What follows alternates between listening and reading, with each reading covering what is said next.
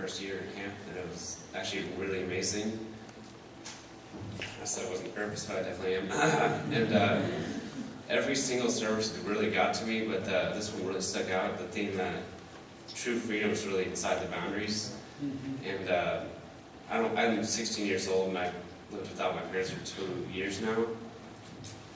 And it's not fun. It's not good at all. But that doesn't mean that there aren't boundaries that I can follow. They're actually all written down in the Bible. And that's what really stuck out to me, and that's all I really have to say.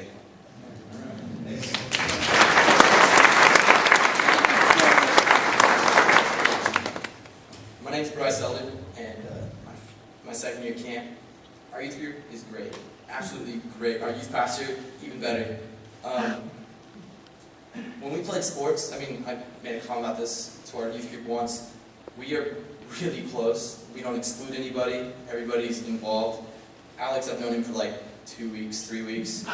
He is a funny kid. And so we get along pretty well. All the younger kids, we all hang out, and it's because of our youth pastor, Mr. Reese. He wants us to all, be friends, be communicating.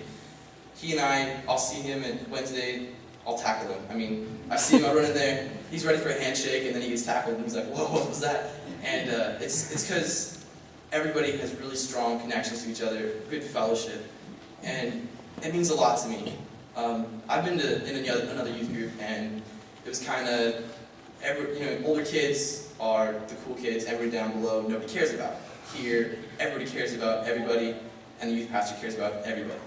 And in the lesson on boundaries, I've had boundaries my entire life, unlike Clay, and I would see him at night, Bible open, sitting on his bunk, reading and writing stuff down.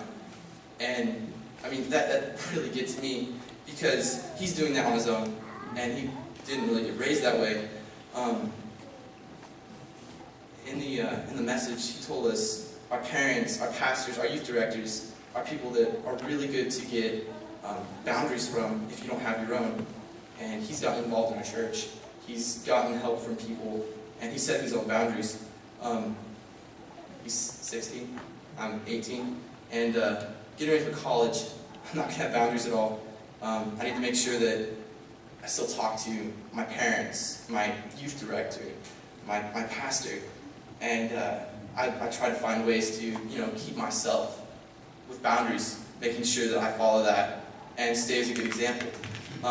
At camp, being one of the older kids, you had a lot of kids looking up and seeing and like, whoa, he's much bigger than I am, and it's a lot of responsibility, making sure that you pay attention, that you have something to say, that they know that you really care and that you love God, so that they have something to look up to in a youth group. I've missed a lot of church the last few years for baseball of all things.